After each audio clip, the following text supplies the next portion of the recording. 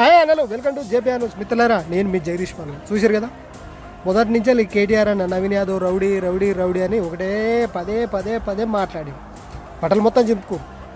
ఇక సునీతక్క అయితే 13 తర్వాత చెప్తా అన్నది. ఏం చెప్పినావు అక్క? ఏం చేసిండు కేటీఆర్ అన్న? అటు ఇటు మాటలు మాట్లాడితే ఇష్టం వచ్చినట్టు నోటికి వచ్చినట్టు అయితే ప్రజలు సతిమూట కట్టి నేను పంపించారు ఇంటికి. ఇలా మీరు రౌడీ అని సంబోధించిన వ్యక్తిని ఇలా జూబ్లీ హిల్స్ ప్రజలు గుండెలో పెట్టుకోరు. రౌడీలను గుండెల్లో పెట్టుకోరాక బాగా తెలివి తెచ్చుకొని మాట్లాడి. ఇక నాయన అయిపోయిందిలే నీ పని. ఇక నీకు రాజకీయ జీవితం ఉండొద్దనే కేటీఆర్ అన్న మంచి పక్కా ప్లాన్ చేసి నేను చిన్నగా సైడ్ తప్పించాను.